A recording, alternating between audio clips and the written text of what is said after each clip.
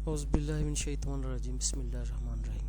Dear students, ladies and gents, अस्सलाम वालेकुम. Doctor Rana Yusuf की तरफ से आपको खुश आमदीद. आज का मेरा जो टॉपिक है वो है डेवलपमेंट ऑफ रिसर्च प्रपोजल. यानी रिसर्च प्रपोजल को किस तरह डेवलप किया जाता है, किस तरह बनाया जाता है, तैयार किया जाता है. ये कोड 837 है, एजुकेशनल रिसर्च, और इसका यूनिट नंबर है 6. इसके ऊपर बात करते हैं जी. आइए सबसे पहले हम देखते हैं कि इसकी डेफिनेशन क्या है, कि रिसर्च प्रपोजल होती क्या है. What is a proposal. पहले हम प्रपोजल को देखते कि ये है क्या. प्रपोजल को अगर हम सादा लफ्ज़ों में जोड़ें तो ये एक तजवीज़ होती है. जिस तरह से आम लफ्ज़ आजकल इस्तेमाल हो रहा है कि फ़लाँ शख्स ने फ़लाँ को शादी के लिए प्रपोज़ किया. ये अक्सर कहते हैं जी मुझे फ़लाँ शख्स ने प्रपोज़ल भेजी है शादी के लिए. तो प्रपोज़ल लफ्ज़ी तौर पे एक तजवीज़ होती है, लेकिन जिसके अंदर पूरी प्लानिंग होती है, तरीक़ाकार होता है. ज़ाहिर प्लान करके ही किसी चीज़ के लिए प्रपोज़ किया जाता है. आइए हम देखते हैं कि इसकी डेफिनेशन को मुख्तसर देखें तो अ प्लान ऑफ एक्शन, यानी कार्रवाई का एक मंसूबा. जो काम करने आप जा रहे हैं उसके बारे में एक मंसूबा बंदी है. प्रीक्विजिट फॉर रिसर्च इन्वेस्टिगेशन. अब ये भी कह सकते हैं कि जो आपने रिसर्च की इन्वेस्टिगेशन करनी है, रिसर्च की तहकीक करनी है, उसके बारे में ये एक इकदाम है, यानी ये करना पड़ता है. तो ये एक ऐसा कदम है, ऐसा इकदाम आप करते हैं जो आप किसी काम को करने के लिए पेश करते हैं कि ये मेरा इकदाम, इसको करने जा रहा हूँ. मज़ीद देखते हैं जी व्हाट इज़ प्रपोजल. क्या है क्या. It communicates researchers intentions. ये प्रपोजल जो होती है ये असल में जो तहकीक करने वाला है, जो रिसर्चर है, उसके इरादे को ज़ाहिर करती है, उसको कम्युनिकेट करती है, पहुंचाती है दूसरों तक कि मैं ये काम करना चाहता हूँ, ये मेरा रिसर्च का टॉपिक है. Makes clear the purpose of intended study. अब जो उसने एक स्टडी का मंसूबा बनाया है उसके बारे में एक वाज़ेह मकसद को बयान करती है. जस्टिफिकेशन, और जो वो जस्टिफिकेशन दे रहा है कि क्या जवाज़ इस रिसर्च का, उसको पेश करती है. And provides a step by step plan for conducting the study. Study से मुराद है रिसर्च, और रिसर्च को वो जो स्टेप बाय स्टेप उसने मंसूबा बनाया है उस सारी मंसूबा बंदी को ज़ाहिर करती है कि मैंने कैसे करनी है, किस तरह करूँगा. ये समझ लें कि ये वो प्रपोजल है. जब बसर की कमेटी होती है तो उसके सामने पेश की जाती है, जिसके अंदर एक पूरा स्केच होता है. उनको मुतमईन किया जाता है कि मैं ये करने जा रहा हूँ, मेरा ये करने का मकसद है, इससे क्या क्या फ़ायदा होगा. आज हम मज़ीद देखते हैं कि ये जो प्रपोजल होती है उसके अगले हिस्से क्या होते हैं. पहले हम देखते हैं पर्पज़ क्या है. पर्पज़ ऑफ रिसर्च प्रपोजल, इसका मकसद है क्या. Research proposal is intended to convince others that you have a worth while research project. असल में ये एक इस रिसर्च प्रपोजल जो होती है ये आपका एक इरादा होता है दूसरों को कायल करने का. एक इरादा है कि आप दूसरों को कायल करना चाहते हैं, ये बताने के लिए कि मेरे पास एक बहुत ही अच्छा और मुफीद मंसूबा है जिसके ऊपर मैं रिसर्च करना चाहता हूँ. And that you have the competence, और ये भी बताना चाहते हैं कि इस मंसूबे को तकमील में लाने के लिए, मुकम्मल करने के लिए मेरे पास अहलियत भी है, यानी मैं कॉम्पिटेंट पर्सन हूँ इसको करने के लिए. And the work plan to complete it, और इसको मुकम्मल करने के लिए मेरे पास मुकम्मल एक काम करने का मंसूबा है, यानी मैंने मंसूबा बंदी की हो कि कैसे काम करना है. The purpose of a proposal is to sell your idea to the funding agency.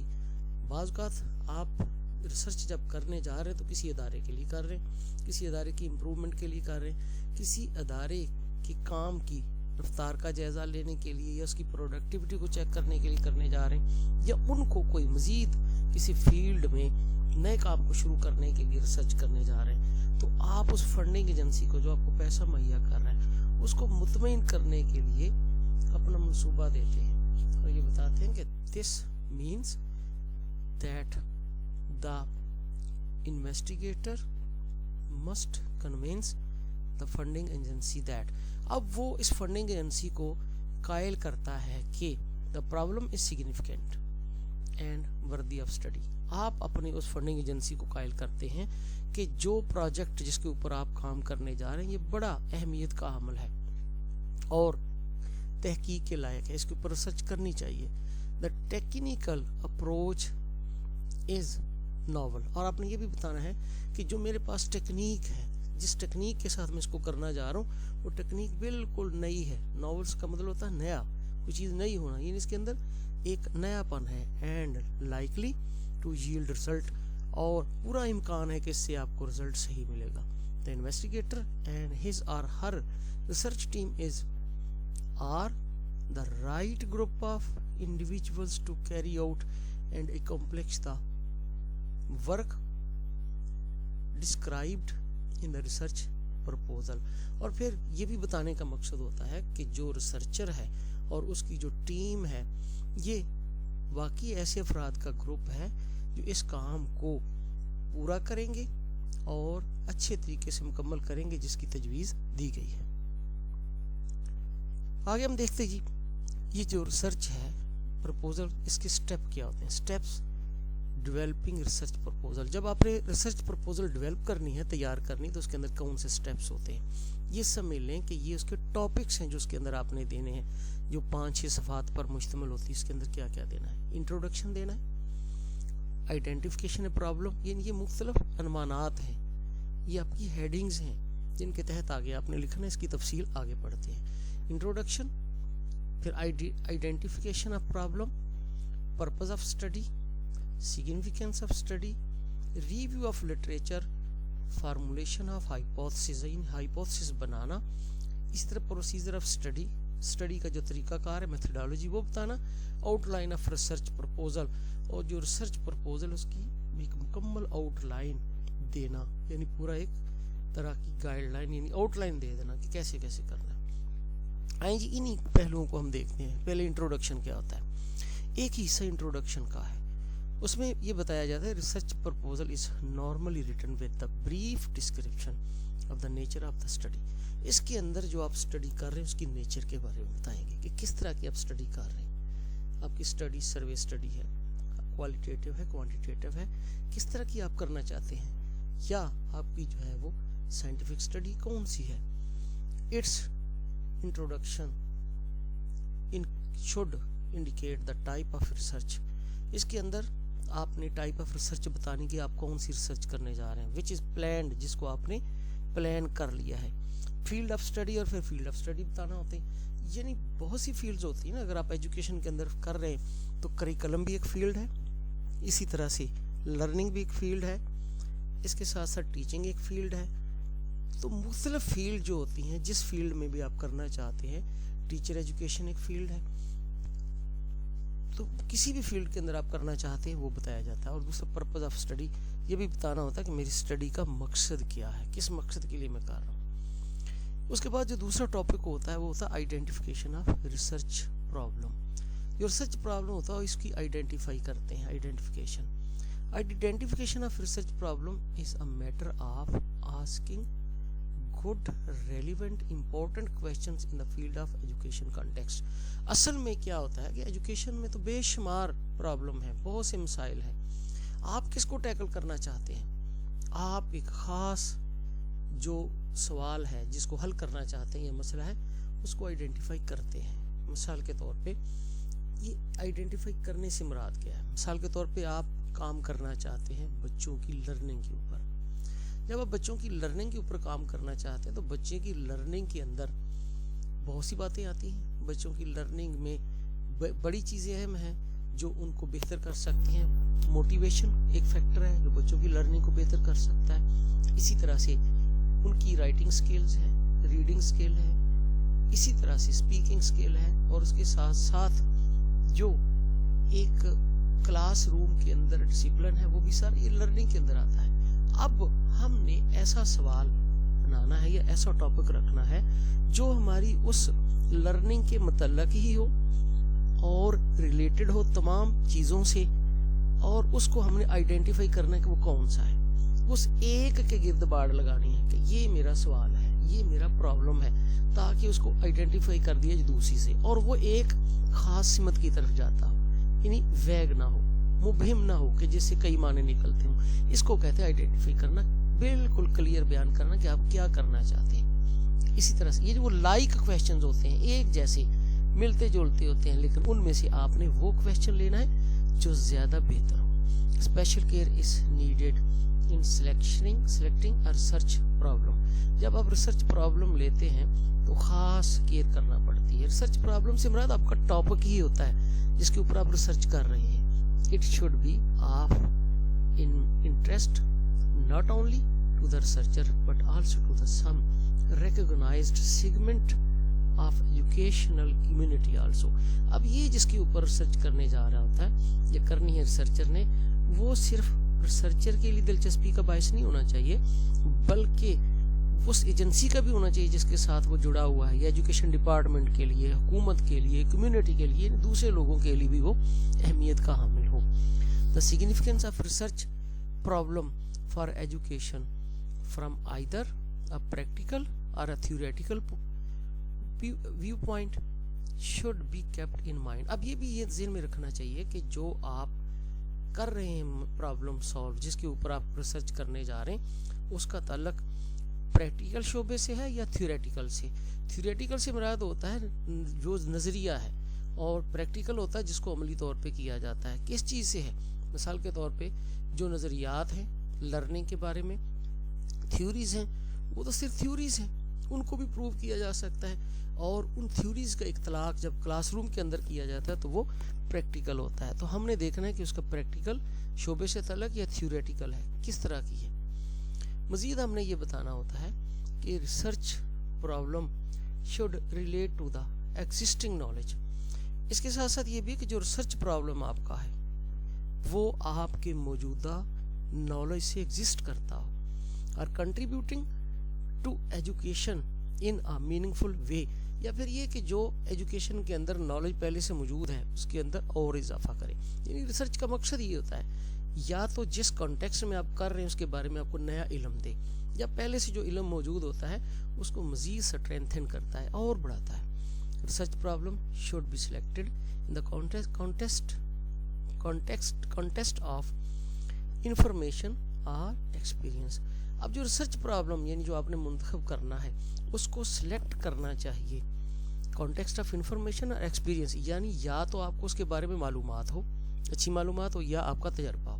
دیکھیں جب بھی پرابلم آپ منتخب کرتے ہیں، اپنا ٹاپک لیتے ہیں، یا تو آپ کا روزمرہ پہلے تجربہ ہو چکا ہوتا ہے، آپ اس سے گزر چکے ہوتے ہیں، اس کو لیتے ہیں، یا پھر آپ کو اچھی انفارمیشن اس کے بارے میں کوئی بتاتا ہے کہ کون سا شعبہ بہتر ہے، آپ کو کوئی ساتھی بتا دیتا ہے، آپ کا ہیڈ ٹیچر بتا دیتا ہے، ایجوکیشن ڈپارٹمنٹ سے دوسرے لوگ بتا دیتے ہیں، یا لٹریچر ریویو سے بھی آپ کو پتہ چل جاتا ہے، وہ بھی ایک معلومات کا ذریعہ ہے. The research should be familiar with the area to be reached including relevant theories.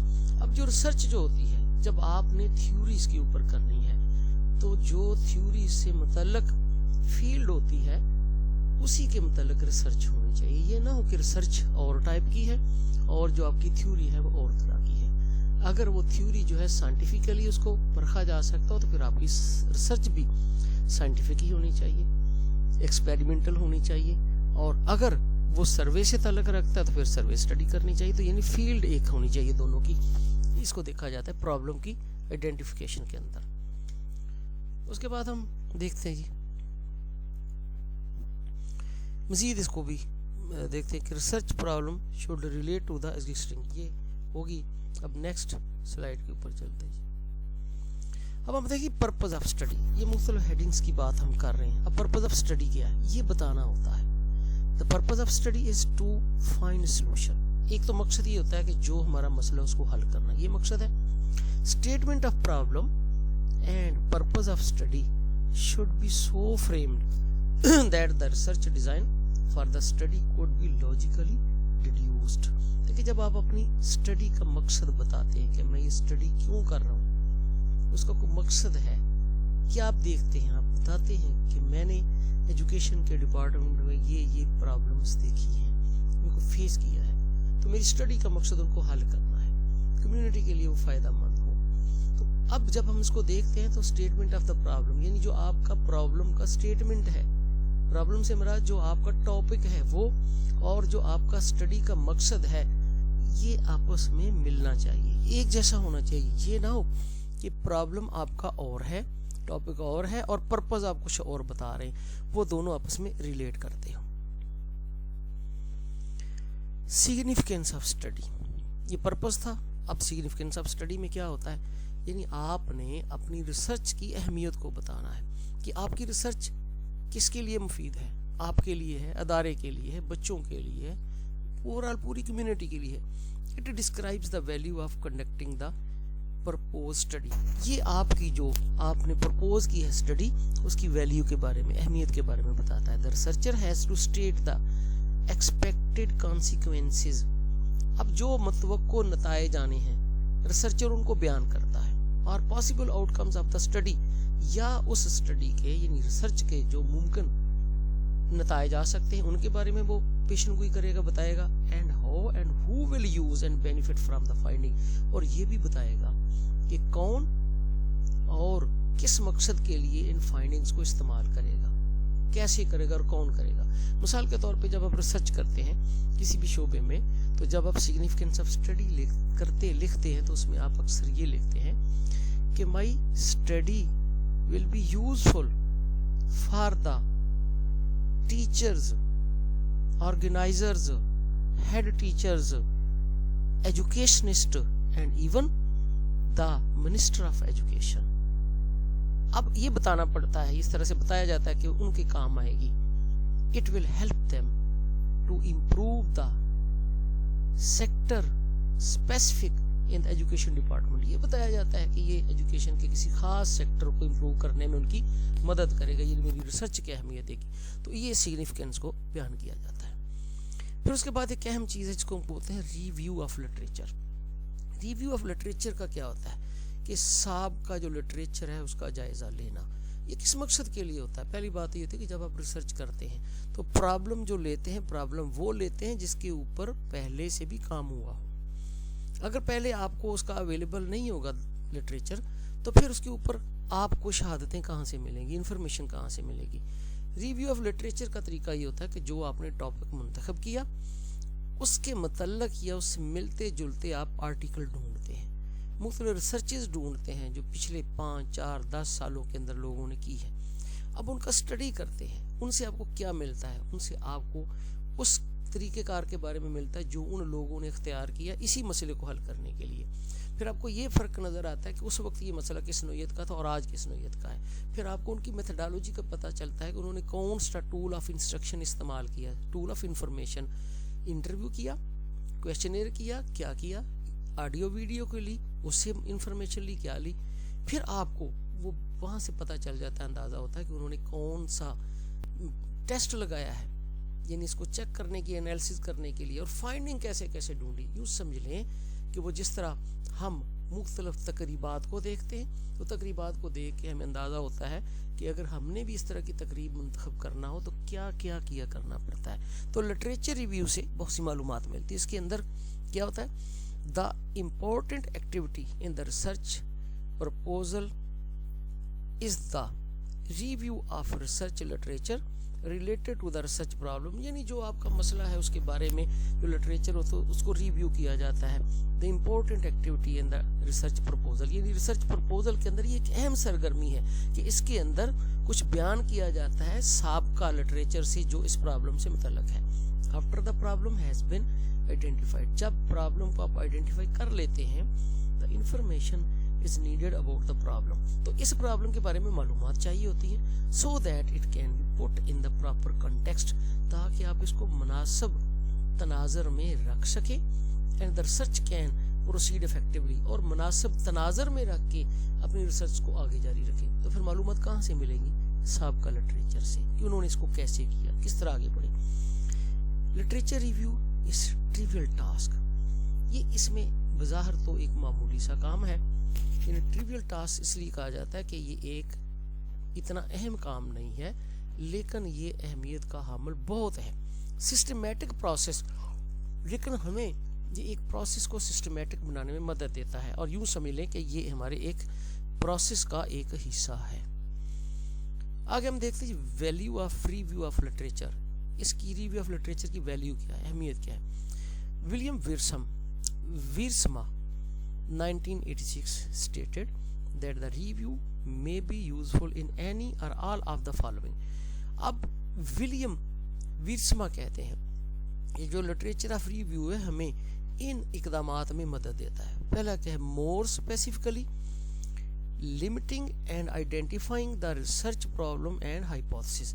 ایک تو یہ ہمیں ریسرچ پرابلم جو ہے اس کی آئیڈینٹیفیکیشن کو کے بارے میں ہمیں مدد دیتا ہے، کس طرح آئیڈینٹیفائی کرنا ہے، پھر اس کو لمٹ کرنے میں مدد دیتا ہے، اور اس کی ہائپوتھیسز ان مفروضات بنانے میں مدد دیتا ہے۔ پہلے تو لمٹ کیا ہے؟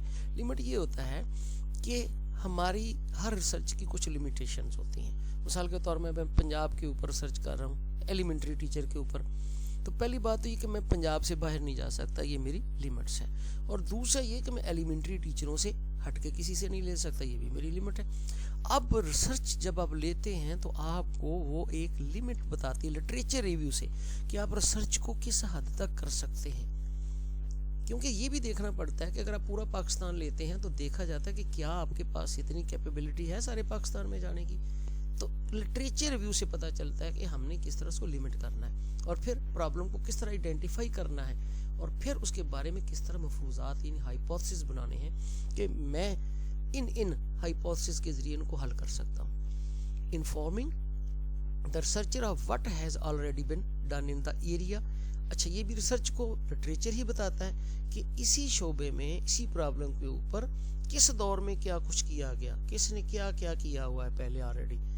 پرووائڈنگ پاسبل ریسرچ ڈیزائن، اسی سے ہمارے سامنے ایک ریسرچ ڈیزائن بن جاتا ہے کہ ہم نے کس طرح کرنی ہے ریسرچ، کیونکہ ہمیں لٹریچر سے پتہ چلتا ہے کہ فلاں بندے نے ریسرچ کی تو یہ ڈیزائن بنایا، یہ کیا۔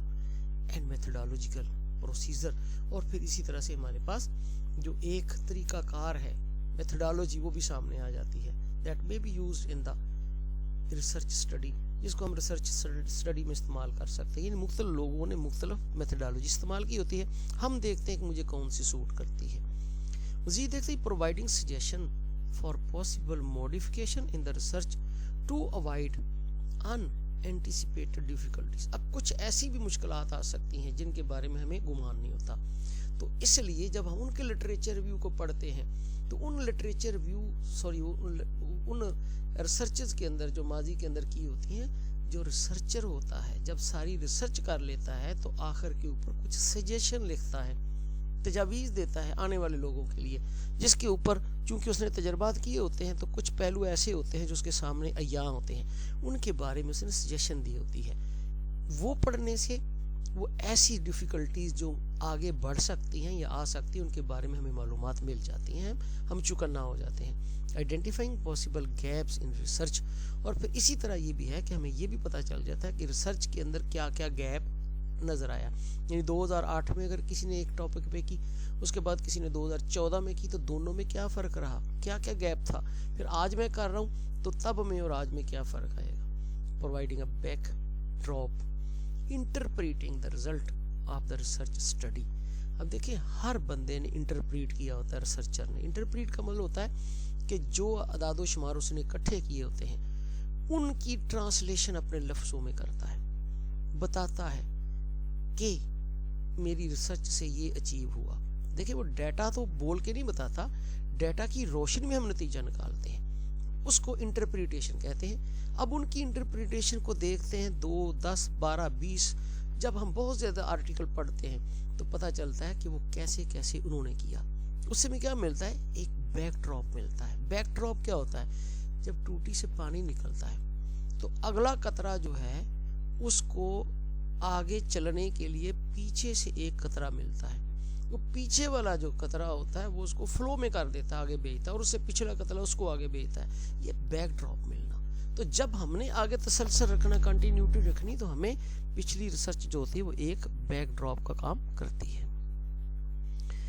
پھر مزید دیکھتے ہیں purpose of review of literature میں it is essential to a well designed research study, یعنی اس سے ہمیں پتہ چلتا ہے کہ کس کس بندے نے کیسے کیسے ڈیزائن کی ریسرچ کی اور ہم کیسے کریں، ہم ایک بہتر جو صورتحال سامنے آ جاتی ہے. It comes early in the research process and it can contribute valuable information to any part of the research study.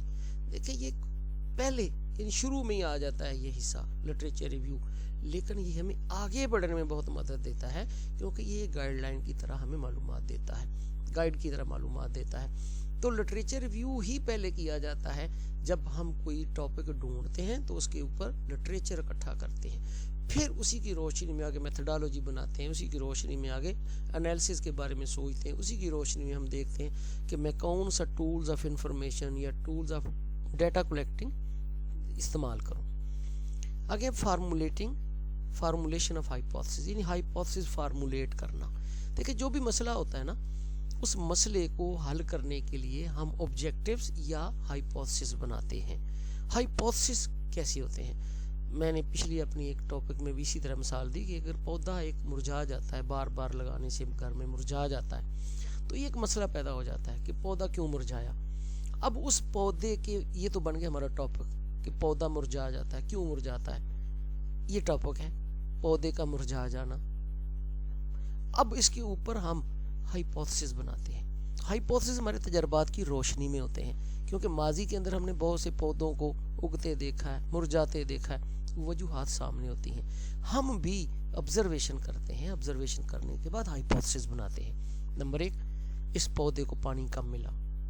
Number 2, دھوپ بہت زیادہ تھی, برداشت نہ کر سکا. نمبر 3, زرخیز مٹی نہیں تھی اس لیے نہ ہوگا. یہ ہم نے ہائپوتھیسز بنائی. ہائپوتھیسز کو اب ان کو چیک کرتے ہیں تجربات کی روشنی میں. پہلے پانی زیادہ دے کے دیکھتے ہیں, اگر وہ ریجیکٹ ہو جاتا ہے تو پھر چھاؤں تھوڑی سی کر کے دیکھتے ہیں, وہ ریجیکٹ ہو جاتا ہے تو مٹی چینج کر کے دیکھتے ہیں. یہ ہمارے ہائپوتھیسز ہیں. اب فارمولیشن آف ہائپوتھیسز یہ بھی بتانا ہوتا ہے کہ میں نے کیا کیا ہائپوتھیسز بنائے ہیں. اب ان ہائپوتھیسز کی کریکٹرسٹکس کیا ہوتی ہیں؟ A good hypothesis has the following basic characteristics. اس کی درج ذیل خصوصیات ہونی چاہیے. It clearly establishes the nature of the problem and the logic underlying the investigation. یہ اس پرابلم کو ایک قدرتی انداز میں جس طرح سے ہوتا ہے اسی طرح بیان کرتا ہے, اور پھر اس کی انویسٹیگیشن کے اندر جو ایک منطق پائی جاتی ہے کہ اس کی انویسٹیگیشن میں نے کیسے کرنی ہے وہ بیان کی جاتی ہے. جس طرح سے جب ہم ہائپوتھیسز بناتے ہیں کہ پودا پانی کم ملنے کی وجہ سے مرجھا گیا, یہ ہم نے جب اس کی آبزرویشن کی, یعنی آنکھوں سے دیکھا مرجھائے ہوئے کو, اور کئی تجربات ہم ماضی میں کر چکے تھے, تو ہم نے ایک نیچرل وے ہے کہ پودوں کے مرجھانے کی یہی وجوہات ہو سکتی ہیں. اسی صورت میں ہم نے ہائپوتھیسز بنایا اور لاجک بھی بتا دی کہ پانی کم ملنے کی وجہ سے پودا مرجھا سکتا ہے. It gives direction to the data gathering procedure. اب جب ہم نے یہ ہائپوتھیسز بنا لیے تو ہمیں ڈائریکشن مل گئی کہ ہم نے کیا کرنا ہے, جسٹ ان کو دہرانا, تجربات کو پانی زیادہ دے کے دیکھ لینا, ڈائریکشن مل گئی نا, اور کسی طرف نہیں جانا. دوسری چیز وہ ریجیکٹ ہو گیا, زرخیز مٹی کا استعمال کر کے دیکھ لیا, وہ ریجیکٹ ہو گیا, زیادہ چھاؤں کر کے دیکھ لیا, تو یہ ہمیں ایک ڈائریکشن دے دیتے ہیں. It gives an idea of the possible outcomes of the research proposal. اب جب یعنی اپنے ہائپوتھیسز بناتے ہیں تو وہ ہمیں ایک ممکن حل بتا دیتے ہیں. ہم جب بناتے ہیں تو ظاہر ہے نہیں 5 6 7 جو ہائپوتھیسز بناتے ہیں 4, انہی میں سے کوئی نہ کوئی یعنی صحیح ہو سکتا ہے نا, تو ان میں سے کوئی نہ کوئی پاسبل آؤٹ کم ہوتا ہے جس کے بارے میں ہم اپنی ریسرچ پرپوزل کے اندر ہی بتاتے ہیں کہ یہ ہو سکتے ہیں, اس کا یعنی کوئی نہ کوئی سولوشن ان میں سے ہو سکتا ہے. آگے ہم دیکھتے ہیں کہ لیمیٹیشنز اینڈ ڈی لیمیٹیشنز. میں لیمیٹیشنز اور ڈی لیمیٹیشن دونوں کو چند لفظوں میں بیان کر دیتا ہوں جو آپ کو سمجھ آ جائے گی. ایک ہوتا ہے لیمیٹیشنز. لیمیٹیشنز وہ ہیں کہ جو میری حدود ہیں, جہاں تک میں کام کر سکتا ہوں وہ میری لیمیٹیشنز ہیں, ان سے ظاہر آگے میں بڑھ نہیں سکتا. ایک ہوتا ہے ڈی لیمیٹیشن کہ میری جو حدود ہیں میں ان میں سے بھی اپنے آپ کو اور محدود کر لوں. یہ ڈی لیمٹ ہوتا ہے کرنا. ڈی لیمٹ خود اس کو خاص حد میں رکھنا. مثال کے طور پر میں اس کی مثال دیتا ہوں کہ اگر میں نے ریسرچ کی ہے پورے پنجاب کے اوپر, میں کہتا ہوں پنجاب کے ایلیمنٹری ٹیچر کے اوپر میں ریسرچ کرنے لگا ہوں, ان کی میتھڈالوجی کے اوپر یا اور بھی ان کے کام ایفیشنسی کے اوپر. اب پورے پنجاب سے تو میں ڈیٹا نہیں لے سکتا, پورے پنجاب میں نہیں جا سکتا. میری اب یہ پوری پاپولیشن ہے پنجاب کی, لیکن میں ایک ٹارگٹ پاپولیشن رکھوں گا. میں کہوں گا کہ میں ڈیٹا جو ہے وہ ڈویژن گوجرانوالا سے لوں گا، کیونکہ گوجرانوالا ڈویژن کے 6 اضلاع ہیں، تو 6 ضلع کافی ہیں، یہ ریپریزنٹیٹیو ہیں پورے پنجاب کے. تو میں نے اپنے آپ کو ڈی لیمٹ کر لیا پنجاب سے ہٹا کے ڈسٹرکٹ گوجرانوالا تک، لیکن اس کے نتائج جو ہیں وہ پورے پنجاب بھی آئیں گے جب میں ریسرچ کروں گا. یہ میں نے اپنے آپ کو کر لیا ڈی لیمٹ. تو لیمٹس میری پوری پنجاب ہے، پنجاب سے آگے نہیں بڑھ سکتا، لیکن میں نے ڈی لیمٹ کر لیا ڈویژن گوجرانوالا تک. تو یہ ہوتا ہے کہ جب ہم کسی چیز کو خود لیمٹس میں رکھتے ہیں وہ ڈی لیمٹ ہوتا ہے، اور ہماری جو استطاعت ہے جہاں تک ہم کر سکتے ہیں وہ ہماری لیمیٹیشنز کہلاتی ہیں. آگے دیکھتے ہیں جی procedure of study. Procedure of study سے ہمارا میتھڈالوجی کہ کس طرح سے ہم نے کرنا ہے. اٹ یوزلی ڈسکرائب دا، عام طور پہ یہ کیا بیان کرتا ہے. Sampling procedure. دیکھیں ہم اپنی پاپولیشن لیتے ہیں، پاپولیشن پنجاب ہے، میری پاپولیشن پنجاب ہے، تو میں نے ٹارگٹ پاپولیشن لے لی ڈویژن گوجرانوالا، ابھی میں نے بتایا. اب پورے ڈویژن گوجرانوالا میں سے ہر بندے سے تو میں معلومات نہیں لوں گا، میں اپنے سیمپل رکھ لیتا ہوں. میں کہتا ہوں یہ ہر ڈسٹرکٹ میں سے 100 بندے سے میں نے انٹرویو کرنا ہے، یہ میرے سیمپل بن گئے. سیمپلنگ بتائی جاتی ہے کہ میں نے کیا ہے. پھر سیمپلنگ بھی بتانی، میری سیمپلنگ ہوتی کیا ہے. رینڈم سیمپلنگ ہے. رینڈم سیمپلنگ کا مطلب ہوتا ہے کہ جو بھی ملا اس سے لے لیا، اس سے معلومات لے لیں. کلسٹر سیمپلنگ کیا ہے؟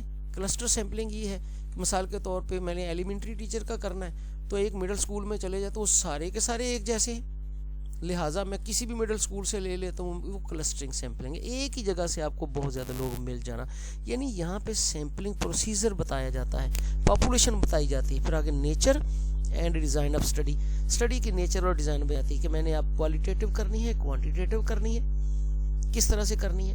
پھر اس کے ساتھ ساتھ ٹریٹمنٹ ٹو بی ایڈمنسٹرڈ. پھر یہ ہے کہ آپ نے یہ جو سارا انتظامی امور چلانے ہیں وہ کیسے کرنا ہے. آپ نے انسٹرومنٹ بنانا ہے، کس طرح سے آپ نے ڈیٹا اکٹھا کرنا ہے، سوال نامہ بنانا ہے، انٹرویو کرنا ہے، کیا کرنا ہے. اور پھر وہ جو سوال نامہ ہے وہ کس طرح سے ان لوگوں تک پہنچانا ہے اور کس طرح سے اکٹھا کرنا ہے. کیا آپ بائی ہینڈ جائیں گے دینے کے لیے یا آپ پوسٹ کریں گے، یہ بھی بتانا ہوتا ہے. پھر how many condition regarding use of observers. How any condition regarding use of observers and measurement instruments to be used. پھر یہ بھی بتانا ہوتا ہے کہ ہم نے کس طرح سے observation کرنی ہے، یا وہ جو tools of instrument ہے وہ کون سے یوز کرنی، کس طرح میئر کریں گے. جو معلومات ہم نے ساری لینی ہے، یعنی کون سا اسکیل لگائیں گے، لیکٹ اسکیل لگائیں گے، کیا کریں گے. It includes a description of the nature of the data collected instrument. ہم نے وہ ڈیٹا کلیکشن کا انسٹرومنٹ لینا ہے جو ہمارے مناسب ہو، کہ انٹرویو کرنا ہے ہم نے سوال نامہ بنانا ہے یا کیا کرنا ہے، اور کس طرح کی معلومات لینی ہے ہم نے. تو اس طرح سے اس کو بیان کیا جاتا ہے. آگے دیکھتے ہیں انالیسس آف ڈیٹا. اب ڈیٹا اکٹھا کیا جاتا ہے، اس کا انالیسس کیا جاتا ہے، تجزیہ. آج کل جو ہے وہ SPSS ایک سافٹ ویئر ہے جس کے اوپر تجزیہ کیا جاتا ہے، انالیسس کیا جاتا ہے. اسٹیٹسٹیکل انالیسس ہوتا ہے، سارے ڈیٹا کے اوپر کوئی نہ کوئی ٹیسٹ لگایا جاتا ہے. ٹی ٹیسٹ ہے، کائی اسکیئر ہے، مختلف قسم کے ٹیسٹ ہیں. اب یہ بھی بتانا ہوتا ہے کہ میں نے کون سا ٹیسٹ لگانا ہے، کمپیریزن چیک کرنے کے لیے، ویریشن چیک کرنے کے لیے، یا میں نے کسی بھی چیز کو، یعنی جب اس ڈیٹا کا تجزیہ کرنا تو انالیسس کون سا لگانا ہے وہ بھی بتایا جاتا ہے. اس کے بعد definition of terms and references. دیکھیے حوالے ہوتے ہیں، حوالے دیے جاتے ہیں، اور اسی طرح سے کچھ ٹرمز استعمال کرتے ہیں. ٹرمز سے مراد کچھ خاص الفاظ آپ استعمال کرتے ہیں جو عام بندہ نہیں جانتا. اب ان کے بارے میں بتایا جاتا ہے کہ اس ٹرم سے کیا مراد ہے. مثال کے طور پہ اگر میں ریسرچ کر رہا ہوں رورل ایریا کے اندر، تو جب میں رورل ایریا کی بات کروں گا تو رورل ایریا کے اندر جو عام بات کروں گا مزارین کی، میں عام بات کروں گا زمینداروں کی، مزارین کی، جاگیرداروں کی، تو ممکن ہے ان ٹرمز کا عام بندے کو نہ پتا ہو. شہروں کے اندر یا ایسے علاقے میں، یا جہاں میرا انالیسس یا جہاں میرا ایویلیویشن کے لیے جا رہا ہے تھیسس، مثال کے طور پہ وہ باہر جا رہا ہے تو ان کو تو نہیں پتا یہ کیا چیزیں ہیں، کون سے لفظ ہیں، کس کے لیے استعمال کرتے ہیں. اس کو ہم بیان کریں گے. جو اہمیت کے حامل ہیں، جن کا خاص تذکرہ آئے گا، اس کے بارے میں ان کے میننگ بیان کریں گے کہ یہ کیا ہے. The meaning of all the terms used in the research must be clearly mentioned. اور کچھ یہ بھی ہے کہ کچھ الفاظ جب ہم استعمال کرتے ہیں اپنی ٹرم میں تو اس کے کچھ اصطلاحی معنی لے رہے ہوتے ہیں ہم ریسرچ کے اس پیرائے میں، اس کو بھی بیان کرنا ہوتا ہے، اس کے معنی کو، سو دیٹ دا ریڈر بھی فیملیئر، تاکہ پڑھنے والا اس سے واقف ہو جائے. The term must be defined in operational terms, یعنی جو ٹرمز ہوتی ہیں، جو اصطلاحات جو ہیں ان کو آپ نے جو ڈیفائن کرنا ہے آپریشنل ٹرم میں کرنا ہے، چونکہ آپ اس کو استعمال کر رہے ہیں ریسرچ کے اندر، تو اس لیے ان کو یعنی جس انداز میں بیان کر رہے ہیں وہ انداز سے پتہ چل جائے کہ آپ نے ان کو کس طرح سے استعمال کیا ہے ریسرچ کے اندر مختلف ٹرمز کو. تو یہ تھا آج کا میرا لیکچر، جو میں نے یونٹ نمبر 6 تھا 837 کوڈ کا، ڈیولپمنٹ آف ریسرچ پرپوزل. آپ کو اچھا لگے تو ضرور سبسکرائب کیجئے میرا چینل بھی، اور دوسرے دوست احباب میں بھی اس کو شیئر کیجئے. اور سبسکرائب کرنے کا مطلب یہ ہوتا ہے کہ ہر میرا لیکچر جو ہے وہ جو بھی میں نیا بناؤں گا وہ آپ تک اس کا نوٹیفیکیشن پہنچ جائے گا. اللہ تعالیٰ مجھے اور آپ کو اپنی حفظ و ایمان میں رکھے. اگر کوئی آپ کو پوچھنا ہو، سوال پوچھنا ہو، یا کوئی آپ کی رائے ہو تو مجھے یوٹیوب کے اوپر کمنٹ کر سکتے ہیں. میں آپ کی کمنٹس پڑھ کے وہ میرے لیے مشعل راہ ہوں گے، ضرور ان سے مستفید ہوں گا. اللہ تعالیٰ مجھے اور آپ کو حفظ و ایمان میں رکھے. اللہ حافظ.